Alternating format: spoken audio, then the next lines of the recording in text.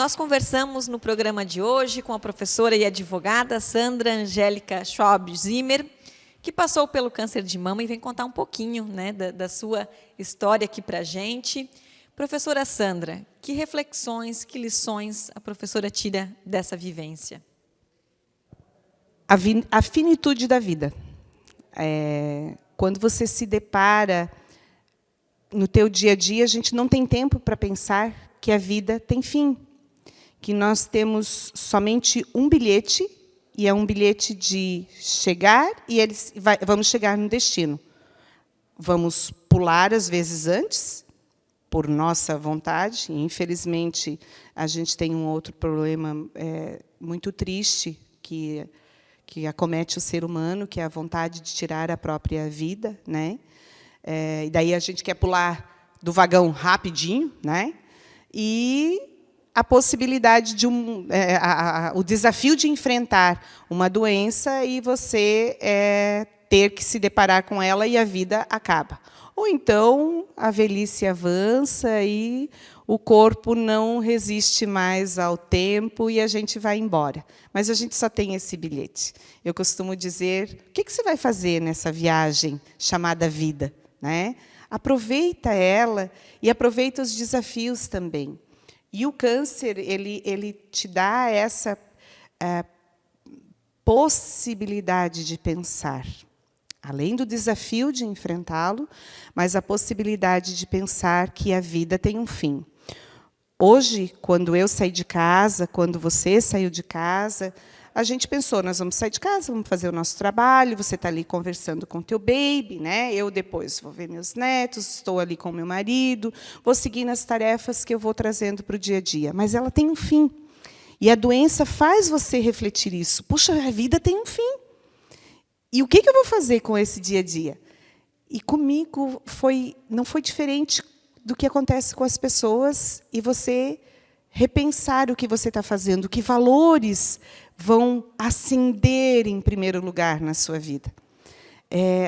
Eu, assistindo uma vez um seriado, me chamou muito a atenção quando uma personagem disse como seriam as despedidas se nós soubéssemos que era a última, que aquela seria a última.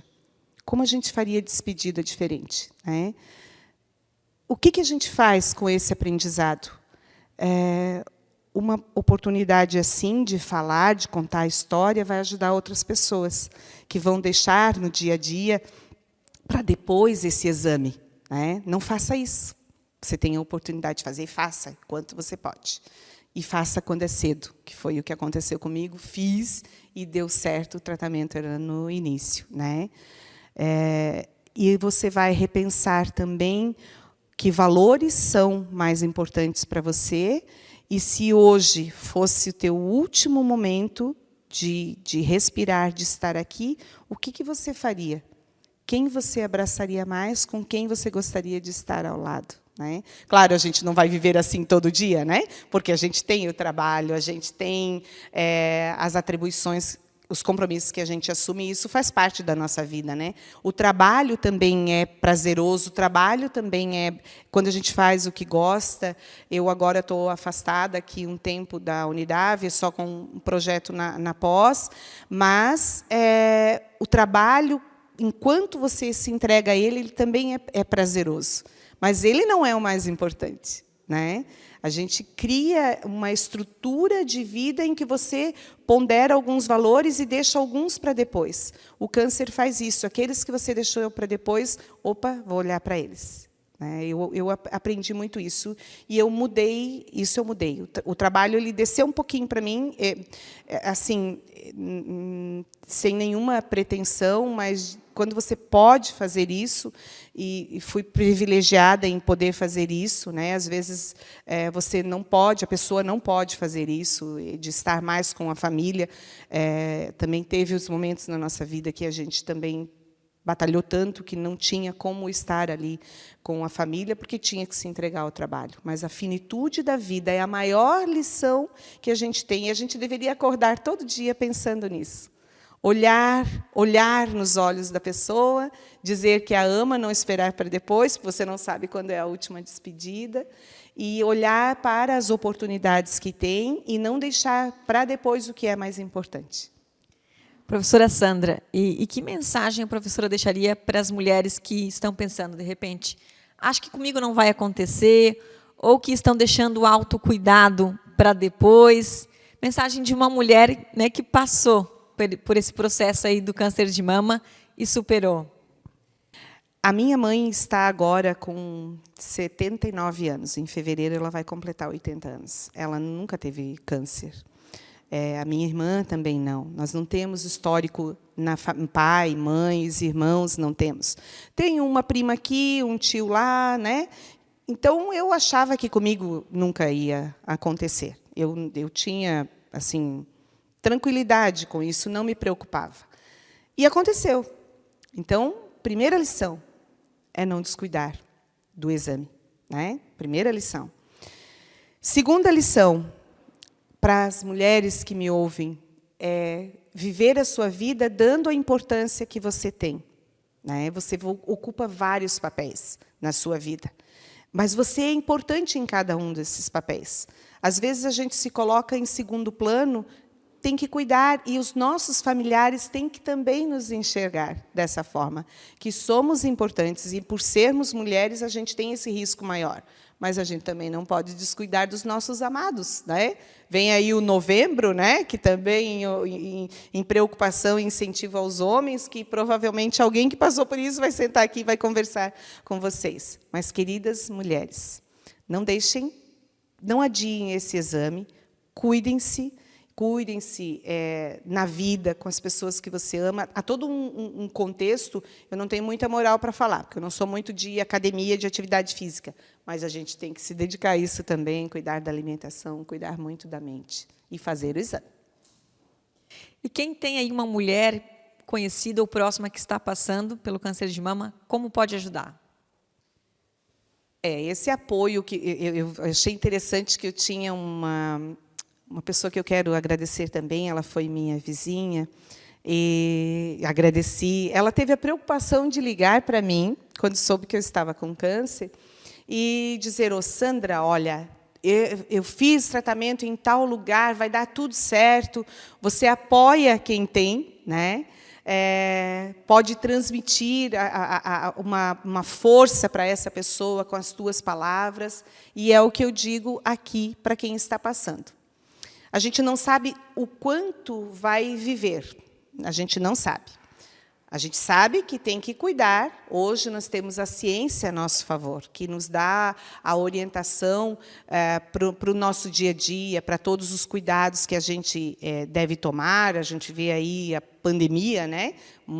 Passamos por isso. O câncer já avançou, embora o câncer não tenha vacina, né? Já se vê possibilidades de tratamento para evitar. A pesquisa avança muito nisso, né? A ciência busca, porque é uma doença que, de repente, do nada, pode surgir, e pode surgir de uma série de contextos que você vive, desde alimentação, atividade física, o teu preparo, a tua genética, né? Pode também influenciar.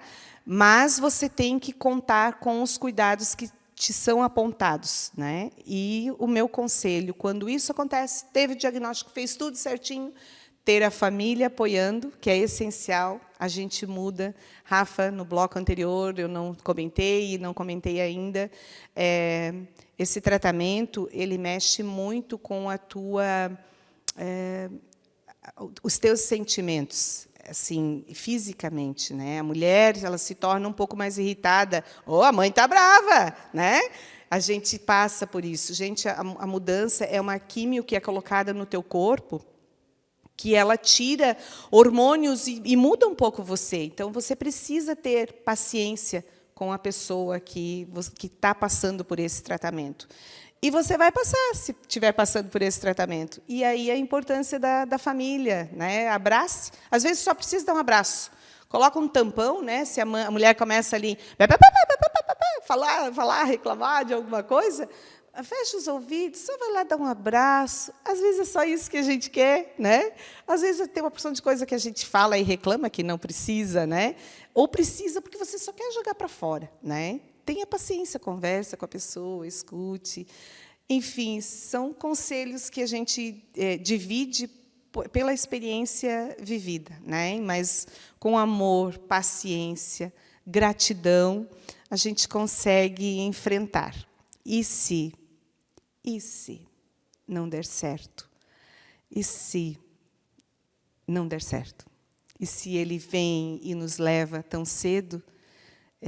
Deixe esses últimos momentos que você tenha boas imagens, boas recordações. Um dia todos nós vamos partir. Quando a minha nona faleceu, eu lembro, a minha filha, que hoje está com 30 anos, ela tinha 3 anos e meio na época, eu dei um beijo na nona e eu disse para ela, nona, você já foi. Eu vou ter mais um ciclo aí de 50, sei lá quantos anos. Eu também vou partir. Se eu viver 50, se você viver 50, se viver 100, a gente vai partir um dia. Uns mais cedo, uns mais tarde.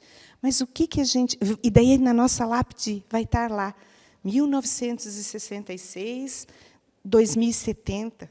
Né? 2070. O que eu fiz no IFEM? Né? O que importa não é esse ano de chegada, esse ano de partida. Claro, eu não posso dizer isso para alguém que perdeu uma pessoa tão cedo, né? Ninguém aceita isso. Mas o que eu fiz nesse IFEM? Esse é o que conta. Então, mesmo que está tudo difícil, que é aquele momento bem difícil, a gente tem que deixar essas boas recordações. Uma cartinha de amor, né? Mais sorrisos. E chore também, porque a gente vai chorar. E, se você vê alguém chorando, abrace. Nem que seja de máscara, mas abrace. Né? Sandra, muito obrigada. Foi muito bom ouvi-la. Você já é uma inspiração, né, para quem te conhece, e eu tenho certeza que vai se tornar também para quem vai passar a te conhecer a partir dessa entrevista aqui para o programa. Muito obrigada pela disponibilidade em conversar sobre esse assunto tão sensível, mas que certamente, acredito eu, vai ajudar muitas mulheres aí a refletirem sobre a importância do autocuidado.